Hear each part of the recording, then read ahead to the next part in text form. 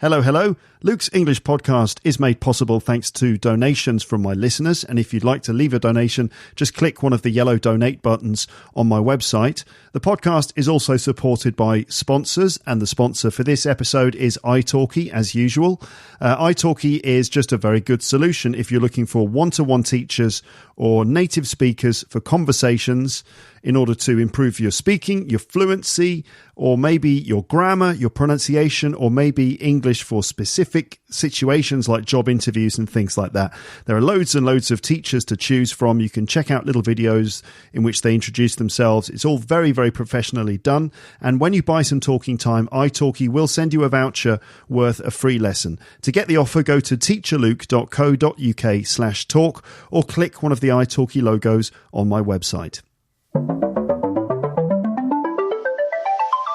You're listening to Luke's English Podcast. For more information, visit teacherluke.co.uk. Hello and welcome to Luke's English Podcast number 619. How are you today? All good, I hope. In this episode of Luke's English Podcast, we're going to look at a popular BBC TV show, which is now in its 17th series on BBC Two. We're going to listen to some clips. I'll help you understand it all like a native speaker, and we'll be mining the whole thing for vocabulary too. I've done episodes like this before about British TV, including Top Gear and Gordon Ramsay's Kitchen Nightmares. Both of those are available in the episode archive. Now it's time for one of my favourites, and that's Dragon's Den. Now you might be thinking, Dragon's Den, Luke, what's that? Is that some kind of Game of Thrones thing? Like a kind of fantasy thing with dragons and stuff like that? Well, no, not at all. In fact, this series is all about business startups, entrepreneurs, investors, negotiations, and pitching new business ideas. So nothing to do with fantasy and Game of Thrones, a lot more to do with the actual reality of setting up a new business and then attempting to negotiate an investment in that new business. So, yeah, business English. But don't get turned off by the prospect of the seriousness of business English. In fact, Dragon's Den is a really entertaining TV show, which also gives you an insight into some of the kind of ins and outs of business life and what it really means to set up a new company and take it to the point where it's a profitable venture. Okay, so this is based on a Japanese TV format, in fact. So Japanese lepsters might be familiar with Dragon's Den already. Also, it might exist in other countries too, because the Japanese original format has been kind of sold to different countries, different TV networks around the world. So Dragon's Den does exist in various forms in different places. It's been on the BBC since 2005. I really enjoy watching it and also using clips in class, which I've been doing for years now and is one of my favourite things to do in English lessons. I could spend a whole week on Dragon's Den with all the vocab, the listening, and then doing role plays of business presentations, negotiations, and discussions. I love doing Dragon's Den in my business English classes and my general English classes too. And this is the first time I've dipped my toe into Dragon's Den on the podcast. By the way, to dip your toe into something would be like to sort of like test the water, figuratively speaking. So before you go into a swimming pool or a river or a pond or something, you might just dip your toe in. And it's to kind of give it a little test or to have a little first experience just to see how it is. So this is the first time I've dipped my toe into Dragon's Den on Luke's English Podcast. There will be tons of business vocabulary in this episode, as well as a chance to test your listening skills as we listen to clips of this show, including people presenting their businesses and negotiating an investment. So what I'm going to do in this episode is this. I'll first introduce the topic with quite a lot of business vocabulary relating to everything involved in starting up a new business and then raising finance for it. And then I'm going to play you some clips from Dragon's Den when one person pitches their business idea and then the dragons start negotiating. The dragons are business people, okay? They're sort of very successful, very rich investors. They're in this show, they're called dragons. I'll explain the title of the show in a moment. So, yeah, you'll hear some clips. And I'll break it down for vocab and help you understand it. I'll explain a bit of the vocabulary as we go through the episode. I'll kind of like explain it a little bit just to make sure that you can follow what's going on. And there will be a lot of context to help you. But mainly, I want to focus on just listening to clips from the show and then helping you understand everything.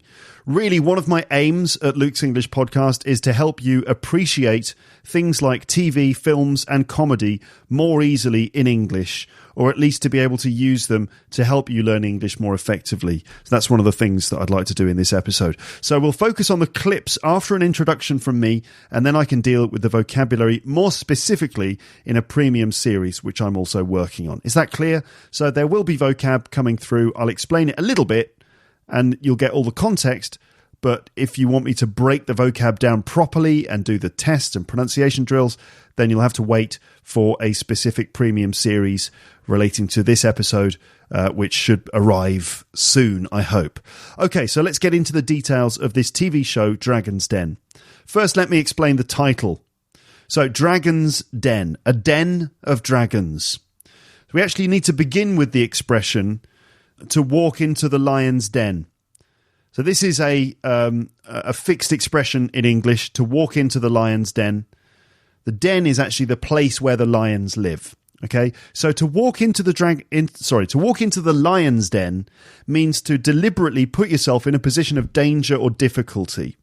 Now, usually this means to face a difficult situation, like, for example, going into a room full of people who will criticize you. Imagine a politician involved in a big scandal, going into a room full of journalists. He's walking into the lion's den, you could say. So a den is a kind of place where lions might live. It could be a clearing in a forest, maybe within the roots of a tree, maybe surrounded by some rocks. This is a den, a place where lions hang out and sleep. Okay, that's a den. Children, kids also build dens in their bedrooms. You might have done it yourself when you were a child. So children take blankets and pillows and they drape them over chairs and tables to make little dens which they can then hide in and play inside. So that's a den. And the expression to walk into the lion's den. Now in this case, it's Dragon's Den. So this is like a lion's den, but even more scary and dangerous. It's a dragon's den. It's a place where the dragons live. I think it's just that dragons really are better analogies for scary, no-nonsense business people than lions. Just Dragon's Den sounds better than Lion's Den, I think. Also, yeah, it just sounds cool. Dragon's Den. So, in the show, the dragons they're not actual dragons. They're just people, humans. And they are the investors in their leather chairs. So there are 5 dragons sitting in leather chairs. The den, in this case, is not a clearing in a forest or something. The den, in this case, is a kind of renovated warehouse that could be somewhere in East London, maybe, in a trendy new business district, in some kind of converted old warehouse. The 5 dragons are sitting in a line with their plush leather chairs, sharp suits, pads and pens, and side tables with glasses of water and piles of cash. Yes, they actually have piles of cash on the tables next to them. The cash is really just for show, of course. It just kind of looks good. There are quite a few lingering camera shots of these piles of notes on the table. I mean, it's a bit ridiculous. In a real business meeting, you wouldn't have actual piles of cash sitting on tables. But it's there just for the cameras, really. So that's the dragons, 5 investors. Then we have entrepreneurs. Okay, entrepreneurs are people who have got new business ideas, people who are trying to set up new businesses, developing new ideas, and they go into the den in order to get an investment. And the entrepreneurs are nervous. They're feeling the pressure. They walk up some tight spiral stairs into the room, and then the dragons eye them all up judgmentally. Then the entrepreneur starts his or her pitch.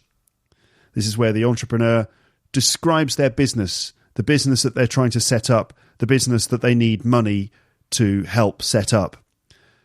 So they describe their business. The dragons ask questions and drill down into the business plan. And then there are some negotiations for the investment. The entrepreneur is looking for an investment of a certain amount of money, and in return, they're offering a portion of the equity of the company. Do you understand the format? So you've got someone with a new business idea. They need money to set it up. They go into Dragon's Den. They speak to the 5 dragons and attempt to negotiate a business deal, an investment deal, basically. So they want cash. In return, they're offering a portion of the equity of the company. So what's equity? Well, equity in this case means the ownership of the company. So equity means ownership. If you imagine a pie chart, or maybe a pizza, perhaps, if you prefer, imagine that pizza. Let's say 100% of it is mine, but I might choose to sell some parts of the pizza to an investor.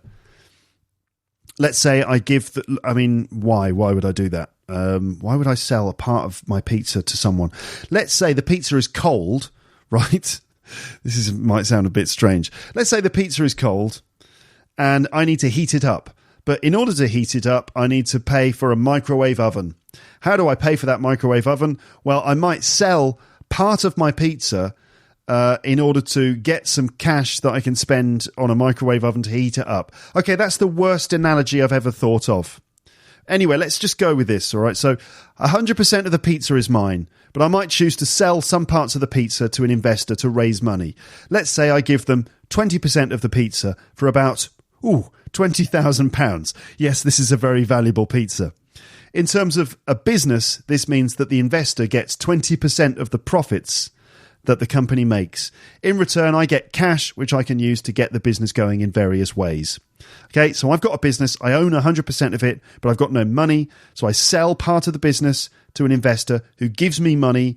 I can use that money to set up the business in various ways, but the investor takes 20% of anything because they own 20% of the company.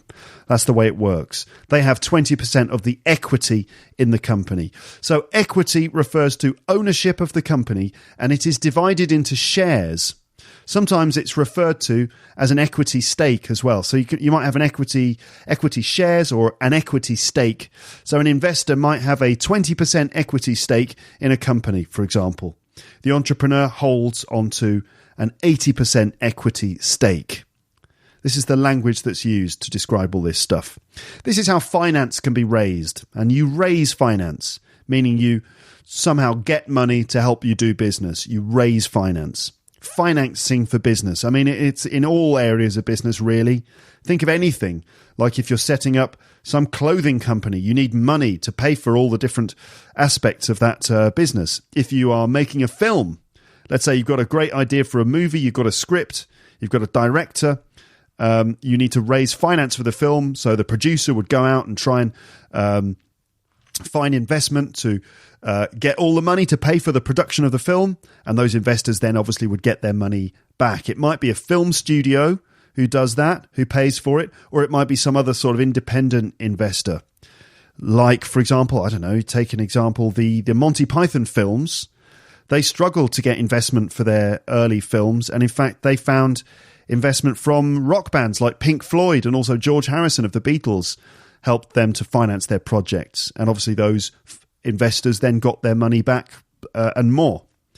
Successful investments. So anyway, this is how finance can be raised. Instead of getting a loan from the bank and paying interest, you kind of liquidate part of the company to get the cash, but you also get the support of an investor too. And that's the other thing the dragons offer. Not just cash, but also some business acumen and contacts to help them get a foot in the door. Okay, so the dragons, the 5 dragons, have actually financed a few successful businesses in the past on the show. Ones that have made it to the supermarkets or even become household names, like products that everybody knows. And yes, all the businesses in this show are real, all the money is real, and all the deals are real, but apparently, after reading about it on Wikipedia, apparently after making agreements on the TV show, necessary due diligence is done into the new companies before the deal is officially sealed, obviously. But it is all real. Real people, real businesses, real money. Okay, so we'll meet the dragons in a moment, but first I have a vocab list here, which I'm going to sort of go through in a kind of a ramble, a business ramble, if you will. Luke's Business Rambles, that could be a good series. So I might briefly explain these terms as we go, but my main focus is to try and put all these words and phrases into a rambling monologue about why an entrepreneur would need to raise finance for a new business. And I plan to go over all of this in more detail in an upcoming premium episode. So let's imagine that I have a new business. Okay, let's say that I've invented a pen, a special pen that goes red or flashes. Let's say there's a light on it. It's a really cool new product. Let's say there's a light on my pen which flashes when you make a grammar mistake. All right. So let's say you're writing with your pen, with Luke's special grammar pen. And if you've written a grammar mistake, the pen flashes, or it might vibrate or make a noise to try and indicate to you that you've made a mistake. Maybe there could be different colors for vocabulary or grammar or spelling or something. All right. Now, obviously, this is just a completely fantasy made-up invention, but let's just use it as an example. You could maybe say that there's software that you can download for it. You can upgrade it and stuff. Maybe it connects to your devices by Bluetooth and you can get different functions. But basically, it's like Grammarly in a pen. Okay? Not a real product, but let's just use that as our case study example. So let's say I've invented this thing. I've spent lots of time and money over the years developing this thing. Don't ask me how it works because it's just completely made up. Let's say I've been developing this for years. Okay? And now I feel like it's time to try and get this product in the shops. It's ready to be sold. So I've like lots of time and money, lots of my time and money have been spent on developing the technology and getting it to the point where I feel like we should launch it properly as a business. But I need money to do that. So why would a startup, that's just another word for a new business, why would a startup or a startup company need to raise finance? Why do I need to get money for my pen company? Well, lots of reasons. First of all, you need the money to pay for things like stock. So stock, in this case, would be all the stuff I need to make my pens. Okay, so stock can just be like basically all the products that you're going to sell that you keep in a warehouse or something. In the case of me, because I'm the manufacturer, let's say, I'd need to pay for the stock, meaning the parts for my magic pen. It's not magic, science, but anyway. Manufacturing costs, I'd need to pay for that. So that would be stuff like, all the overheads relating to actually making my pen, including rent for a factory, electrical, all the electricity bills. I'd need to hire staff, people working in the factory. I need to pay them. I need to find all the facilities and rent them. I need to pay for marketing as well. It's like, how am I actually going to get people to know about this? I'd need to do some marketing and advertising, publicity to actually let people know that this product exists. As well as that, I'm going to need other things. I'm going to need contacts for retail. Retail, when we say retail, we mean the world of shops. So I'm going to need contacts in order to get my special pen in all the right shops. I want it to be in the John Lewis department store. I want them to sell it in Argos. I want them to sell it in all the big shops, basically. So, how am I going to do that? I need some kind of contacts. I need to get in touch with those people. And it would help if I had maybe some sort of, some kind of person who could act as a go-between. So also I need to deal with a logistics chain. Logistics relates to actually transporting all of your stuff around. So if I've produced loads and loads and loads of these pens, how am I actually going to move those pens around? How am I going to get them to distributors? How am I going to get them to retailers? How am I actually going to get them to the customers? So there's whole logistics when you think about like trucks and lorries and vans and things like that. I need a business plan. And in order to go into the den to present my business to the dragons, I'm going to need to create a business plan. Now, I don't know if you've done a master's degree in business, like some sort of MBA or whatever, you'll know all about this stuff. I've never done any of that stuff. I never did a degree or any qualifications in business. All of the stuff I've learned about business, I've learned through teaching business English. And actually, Dragon's Den has been a really great program. It's really educational when it comes to business. So I've learned a lot about all the ins and outs of business by watching Dragon's Den. It's one of the reasons I like it so much. I was never interested in business when I was growing up. When I was a student at university, I was doing like cultural studies and stuff. And I kind of looked down on people who did business because I thought that, they didn't care about actually anything interesting. Like they weren't interested in, the real stuff of life. Like I thought cultural studies was fascinating because you learn about, obviously you learn about culture, but it's basically understanding the way that we live and the way that we express ourselves and consume the meaning of everything that we do. It's kind of like understanding psychology and literature and art and anthropology and all sorts of things like that. But I always sort of considered people who did business to be basically uninteresting and only interested in money and it kind of boring and formal world. And actually, having watched Dragon's Den and having taught business English a lot over the years, I've actually discovered that business can be actually a really interesting subject. And hopefully you'll see that as we go through this episode. So you've got to create a business plan which basically covers all of the aspects of the business, including stuff like the price, obviously, the price of your product, but not just the sales price, the retail price, but we also need to know the cost price. Like how much does it cost to produce one pen? Okay, what is the cost price per item? What's the list price per item as well? The list price, that means when I sell my pen to other companies. And when I say other companies, I mean other businesses, not the end users for my pen, but maybe wholesalers or retailers, people who are going to sell that pen to other people. So you've got different types of sales situation. You have business to business, like B2B, which is when I sell my pens to another business that might perhaps sell them again directly to customers or something, or they might sell them to retailers. So we've got the manufacturer, that's me. I'm the one who makes the pens, and I might sell sort of B2B, sell those to a wholesaler. Wholesalers are basically like middlemen. They're the ones who are in the middle of the chain. So it might be manufacturer to wholesaler, wholesaler to retailer, and retailer finally to customer in their shop or maybe on their website. Okay, so that's B to B and then B to C, ultimately, business to customer.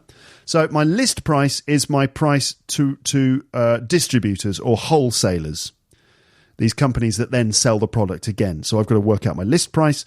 I've got to work out my recommended retail price. That's how much I expect the product to be sold in shops. And all of these things are important because it's all about profit and all about every person in every step of the chain being able to make some money. So we talk about this concept of markup. Markup is when basically you raise the price of something in order to make more money from it, basically. So a good example of markup would be in the restaurants, in the restaurant trade. Let's say the restaurant buys its meat from a meat company, and they might buy, let's say, one steak could cost them about £1, which is not uncommon. It might cost as little as £1 for them to buy that single steak. Now, maybe they've done a deal with the meat company where they buy in bulk, so they're buying a large number of steaks or a large volume of meat, and that reduces the price because of the economy of scale. The more stuff you buy, the cheaper it becomes. So maybe the restaurant is getting a good price because they're buying in bulk. But let's say the steak they buy from the wholesaler or from the abattoir or whatever is £1. Now, the restaurant is going to add a lot of markup onto the price of that steak. The restaurant's not going to sell that steak for £1. There's a few reasons for that. One reason is because obviously service is being applied to the steak, right? So the steak has been cooked by a professional chef. It's been, presented in a certain way and brought to the table by a waiter. So there's all this service and extra added value that's been added. But then ultimately the steak is sold on the menu for £15. So that's a £14 markup. And this is how restaurants will make their money. Hopefully, if they can balance all of this stuff out, where the money they're taking from the sales of the food it exceeds the cost of actually running the business, of paying the chef, paying for the electricity and gas to run the kitchen and all that stuff. Hopefully it will all work out and the restaurant will end up in profit. So that's markup, adding a price. So if my pen costs £1 to produce, then I sell it, let's say, to wholesalers for £3 per item, maybe more. Maybe that's too cheap. Let's say £5 per item. Okay, so I've added a £4 markup to that.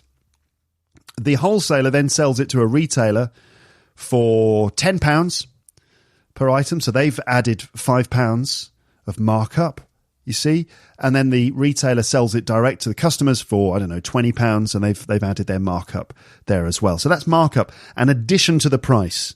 When the price is raised, markup. Then we've got margins or profit margin, which is different to markup. Profit is just the money that you make at the end from doing the business.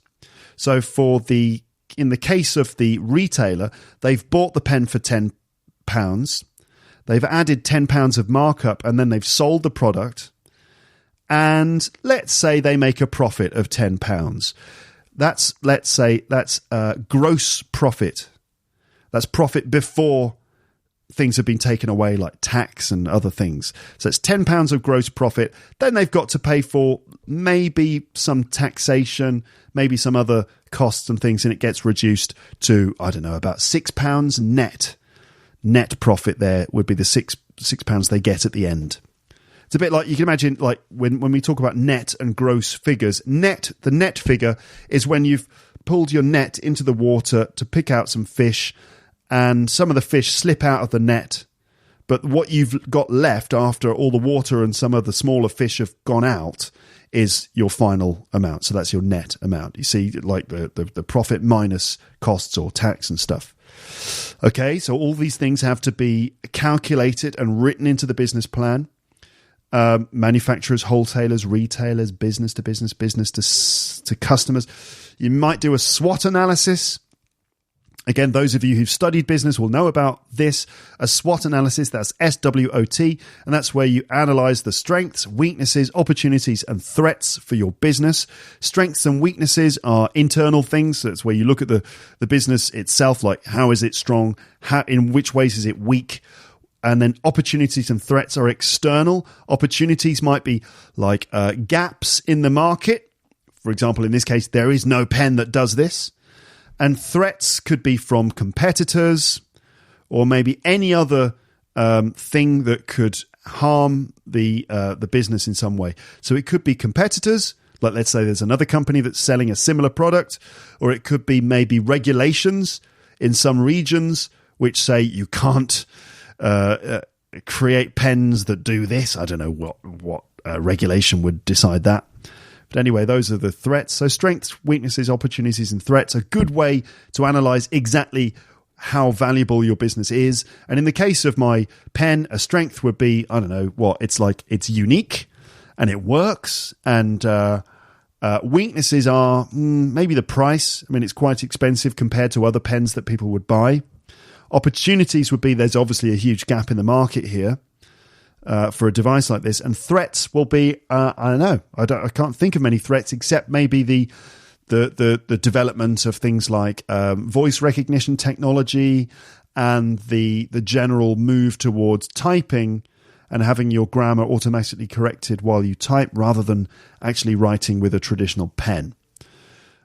I mean, that's just a very brief SWOT analysis that I did of my pen project. You also need to come up with various financial figures to present to the investors. The investors want to know how much money you're going to make. They need to know that because they want to know how much return on investment they're going to get. So if the Dragons put in £20,000, let's say, They need to know when they're going to get their £20,000 back, and they need to know how much more money they're going to make on top and when that's going to happen. So it's normal to give projected sales figures. Projected, this means predicted into the future. So if whenever we talk about projections or projected, we're talking about sort of estimations into the future. So you need projected sales figures. So you need to be able to write down in your business plan your turnover, maybe turnover for the past and projected turnover for the future as well. Turnover, income, and revenue. These are three words that, to an extent, mean the same thing. Certainly, income and revenue mean the same thing. That's all the money that comes into the business. Turnover, we normally associate with sales turnover. That means the amount of money that's come into the business through sales. Whereas income could come from other things, potentially. It could come from maybe just assets owned by the company that may bring dividends. But let's just say they mean the same thing. Turnover, income, revenue, this means the money that comes into the company. So we talk about projected turnover for year 1, year 2, and year 3. The dragons need to know what their return on investment will be.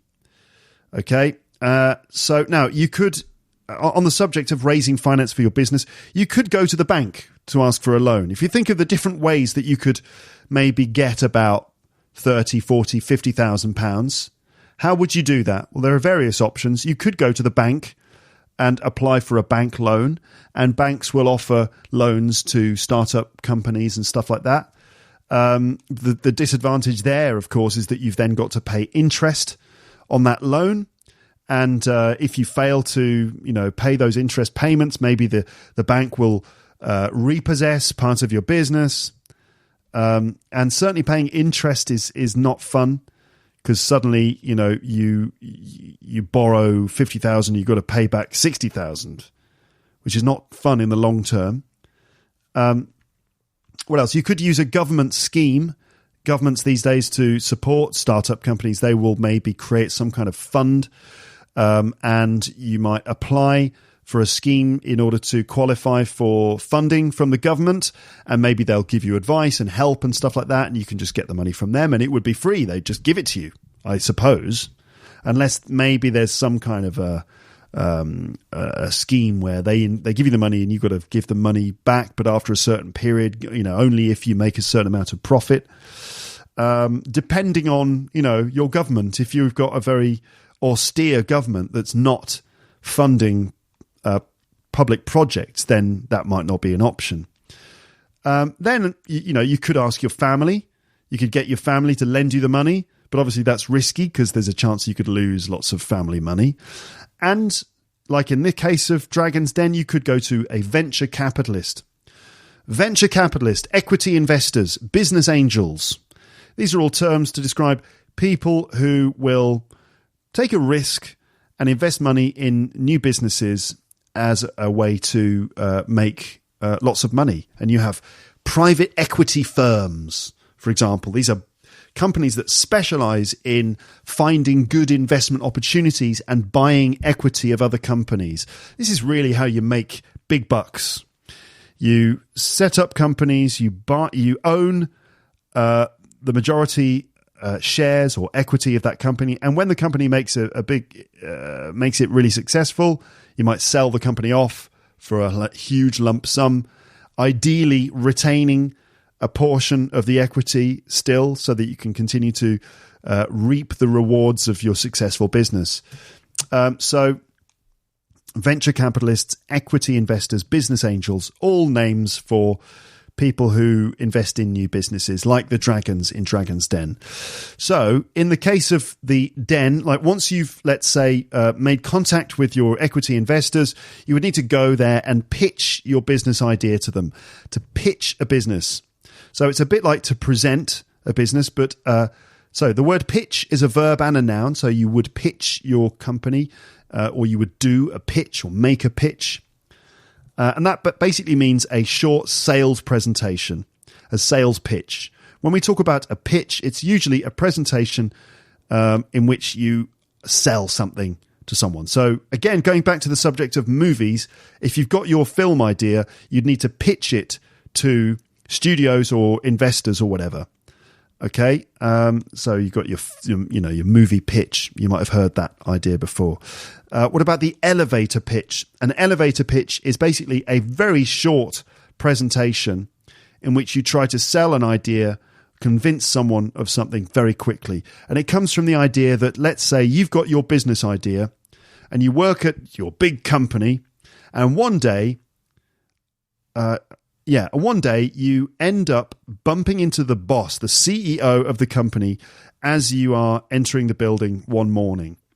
Now, the CEO is extremely busy and it's very difficult to arrange meetings with him. It's almost impossible to get an audience with the CEO.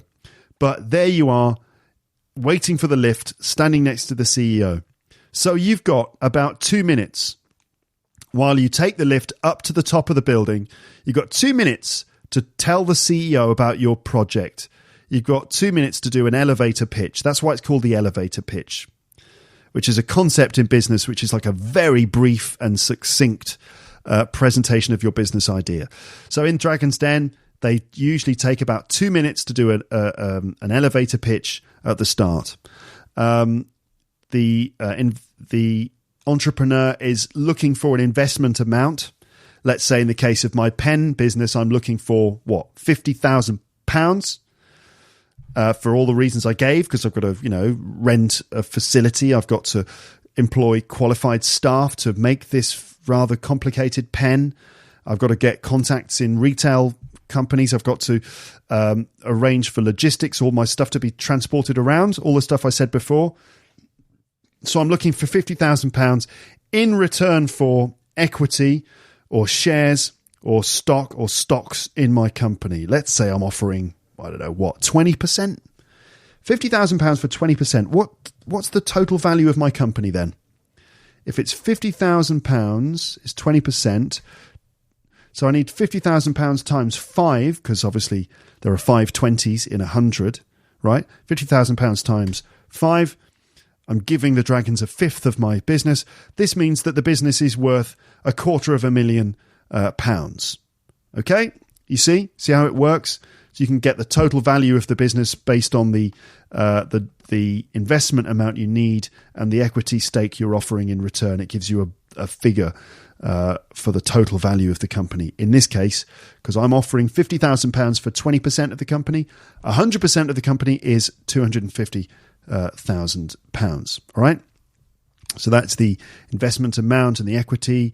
I would then, I imagine, negotiate with the Dragons. I don't think they would say, okay, you want £50,000 for 20%? All right, fine, let's do it. Let's make a deal. Instead, the Dragons, will argue with you, and they'll say, well, it's, I think it's a great idea. I think it could make lots of money. Obviously, you need a lot of support. You're going to need a lot of developments over the next year or two. So I'm interested, but I want 40%. That's the kind of thing they do. And then you have to negotiate to make, a deal, to find a happy medium. Other little words here that, there are other considerations in the business. Like the Dragons are probably going to ask me about my pen company. What kind of things do you think they're going to ask me about? They would probably say things like, how are you going to get people to know about this? What are your plans for your marketing? What are your projected figures for the next 3 years? How do I know that I'm going to get return on my investment? And do you have a patent or a patent? You can say it either way. I say patent. Do you have a patent for your business, for this pen? So what is a patent? Well, a patent is basically a sort of legal protection, which means that other people can't copy your invention. Okay, so you can get patents for different regions. You can have like a UK patent, a European patent, or a global patent to protect your idea. Patent comes under the umbrella of intellectual property, and there's different types of intellectual property. So it could be, for example, copyright, which is maybe the most common one, and the copyright protects people's, for example, written work or music and things like that. And then you've got Things like design, which is like a unique design. Let's say the design of the iPhone is very specific, and maybe they want to protect that. So if you register a design of something, then it means that other people can't copy your design, or if they do, you can take them to court. And patent refers to not just the way things look. Patents are rather complicated concept, but patents cover an invention, basically. Okay, I mean, that really means stuff like mechanical stuff usually. And in order to qualify for a patent, you have to prove that your new invention is new. It's a genuinely new thing, that it hasn't been done before. You need to show that there's a genuine inventive step in your invention. What does this mean? They must involve an inventive step. So that means something clearly that's not been done before. So we're talking about probably mechanical things that can be applied to an industrial context. Okay. So I'm not going to go into patent in any more detail, but it basically covers a machine or something that does something. And it's got to be something new. And if your patent is successful, then you get protection. So it means other people can't legally copy what you've done. In the case of my pen, it could be the special method by which it analyzes your writing as you're writing. I don't know how it does that. Let's say we've created a special scanner which is in the nib of the pen, and it scans the page as you're writing, and it knows what you're writing, and it sort of internally works out whether you're writing things correctly or not, and it goes if you've made a grammar mistake. It sounds like a terrible idea, I have to say. So that's your patent, and you have to apply for a patent at the patent office, and usually there are several sort of applications that are necessary, and you have to wait for a while they sort of process your patent application. And you might have patent pending.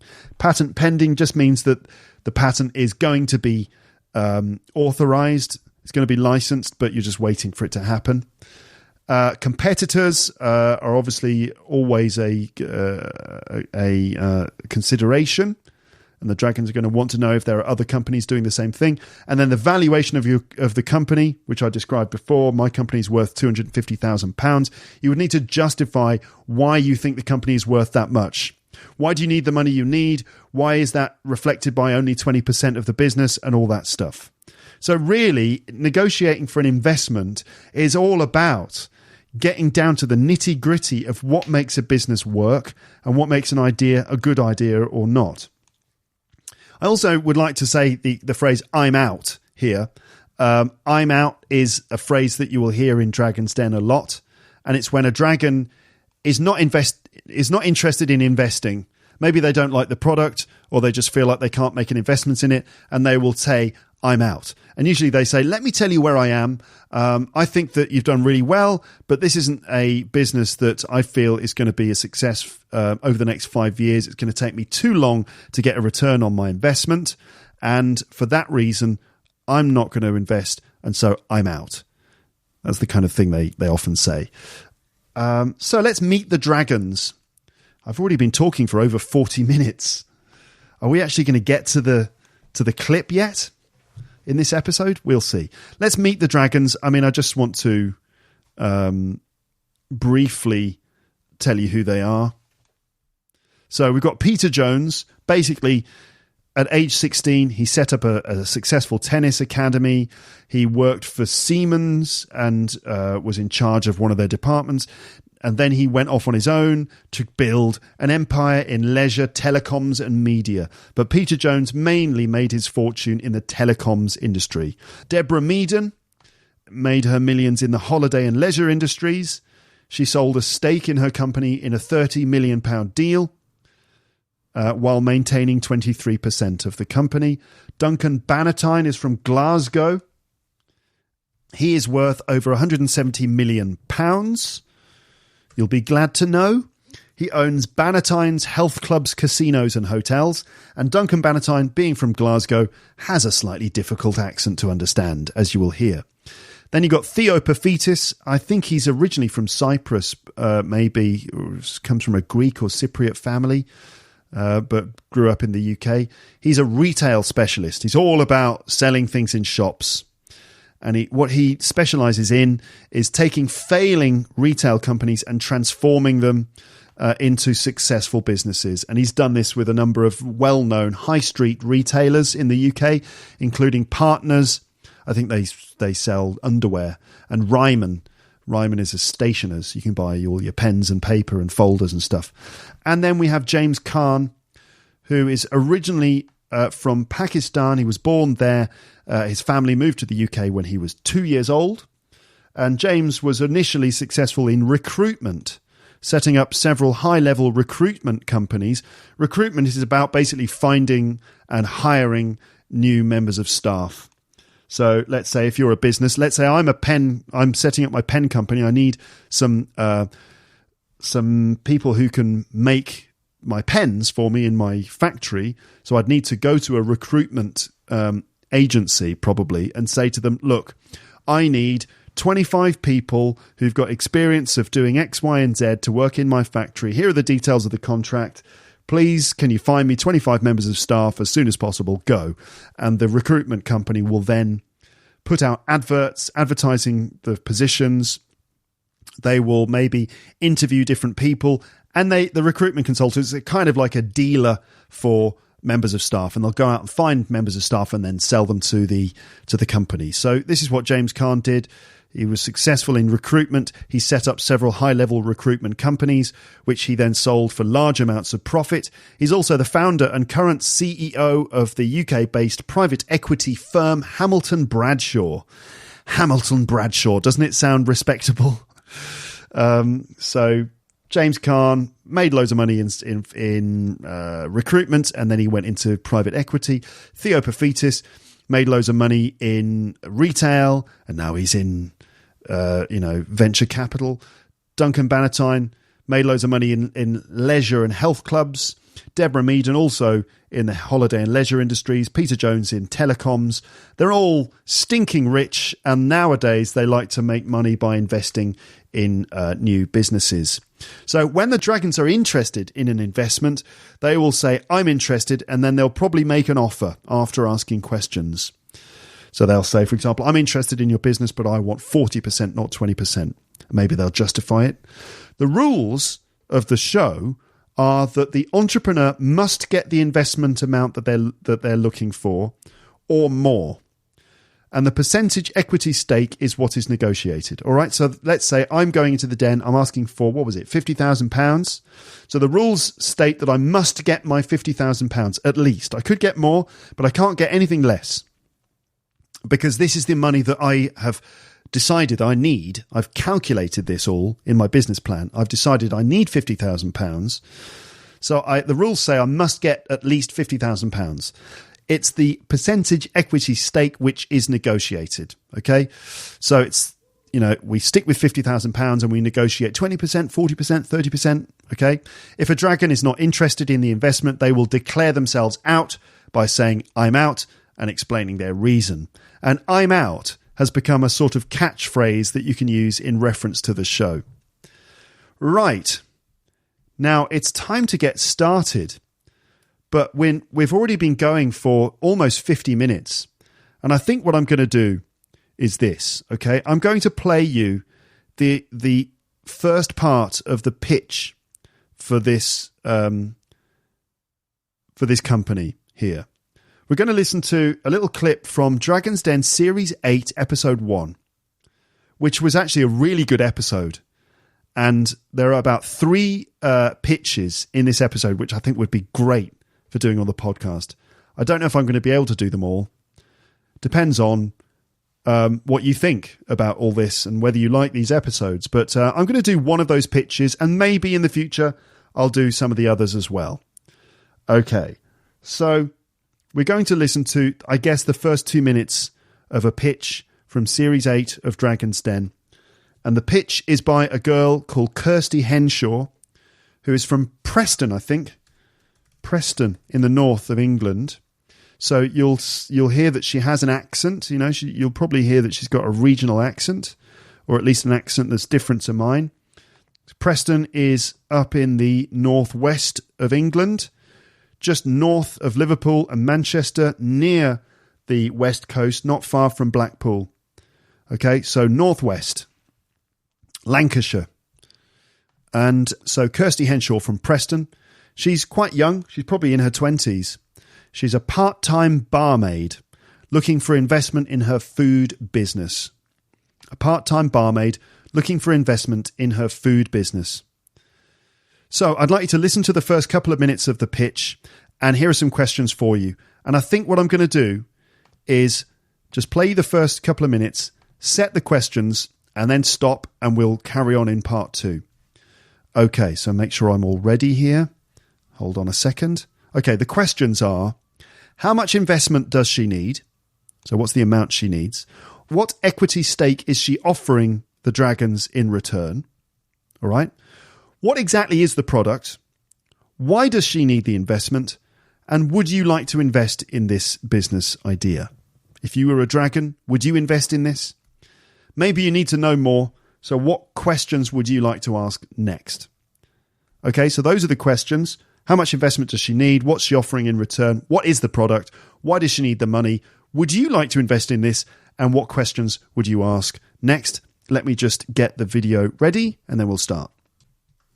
One of the things that makes business life so fascinating is that entrepreneurs are a very diverse group. Our next entrepreneur is a 24-year-old mother from Preston, Kirsty Henshaw. She's a part-time barmaid looking for investment in her food business. So now we see Kirsty climbing up the stairs, entering the den. She's holding a tray of what looks like maybe pots of ice cream. The dragons are all sitting there in a line, looking very scary. Kirsty's got that uncomfortable moment where she has to get herself ready before she starts her pitch. Hi, I'm Kirsty, I'm 24 years old, and I'm here today asking for £65,000 for a 15% equity stake in my company Worthenshaw's. Worthenshaw's produce healthy and innovative alternatives to ice cream. We currently have 2 brands on the market and 5 different products. All our products are low in fat and low in calories and are free from dairy, sugar, gluten, artificial additives, soya, cholesterol and nuts. My first product is Coconuca. Coconuca contains active manuka honey from New Zealand and echinacea. It's ideal for sore throats, coughs and colds. My second range is Coke and Ice. These are in 3 flavours, chocolate, strawberry and vanilla. The inspiration behind my range stems from my 4-year-old child who has a serious nut allergy and is dairy intolerant. I began selling them 4 months ago nationally via a health food distribution company in the UK. I spoke to a lot of large retailers and have gained a considerable amount of interest. I'd also like to, I'd like to use your investment to help raise brand awareness with marketing and PR and also buy stock. Thank you. Can we try some? Yes, certainly. A confident pitch by Kirsty Henshaw from Preston. She needs £65,000 to help grow her range of healthy frozen desserts and is willing to give away 15%. Peter Jones is first to interrogate the young mum. Okay, so we're going to stop there. You heard Kirsty's initial pitch. How much investment does she need? Let me give you the answers to this stuff now. And then we're going to stop here and we'll carry on in part 2. How much investment does she need? She needs £65,000. What equity stake is she offering in return? She's offering 15%. So what is the product? Well, apparently it's a healthy alternative to ice cream. Some kind of frozen dessert, which, as she said, was free from all sorts of things. Free from dairy, free from sugar, free from soya and nuts. And it seems everything. It's like, what is actually in this stuff if there's no dairy or sugar or fat or anything? So we don't know what it's made of, but it's some kind of alternative, healthy alternative to ice cream. It also contains some other healthy ingredients that have been added to it. Why does she need the investment? Well, she needs to buy stock. As we talked about before, she wants to raise brand awareness with marketing and PR. So she needs money to basically market her products. would you like to invest, and what questions would you like to ask next? This is actually very interesting because this is when we get into the real nuts and bolts of the business. Now, in my experience from doing Dragon's Den in English classes, people start to look at these investment opportunities from the point of view of a customer. They think, do I want to eat healthy ice cream, right? Or do I want to buy a grammar pen, or whatever it is? And that's not always the best way to do it. Instead, you just look at this as an opportunity to make money. Not, do I want this? Is this a great product? But will this thing actually make money? That's the interesting thing to look at here. And it's not a question of like, do I like the person presenting the product? Do they seem serious? It's not that. It's all about the ins and outs, the nuts and bolts of the business, and whether or not this thing will be profitable, and whether the Dragons are going to get a good return on their investment.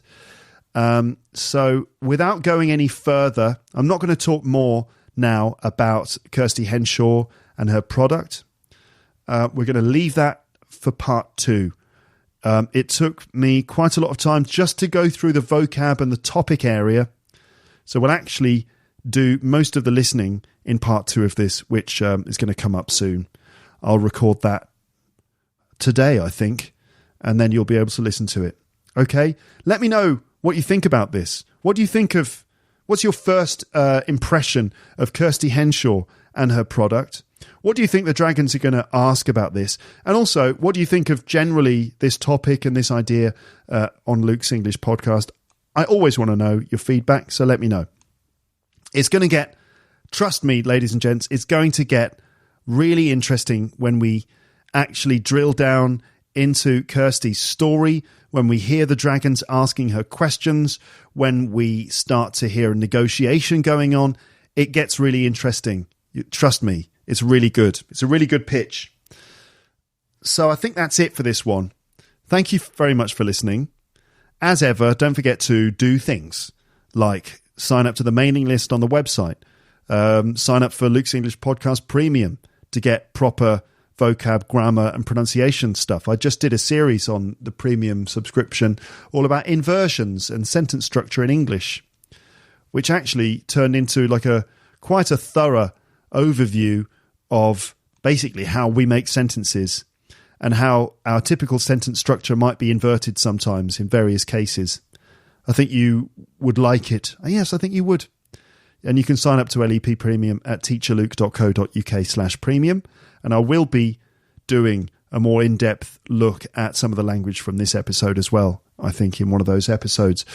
Anyway, that's it for now. I'll speak to you in the next part. I look forward to reading your comments, but for now, it's time to say goodbye. Bye, bye, bye, bye, bye, bye. Thanks for listening to Luke's English Podcast. For more information, visit teacherluke.co.uk.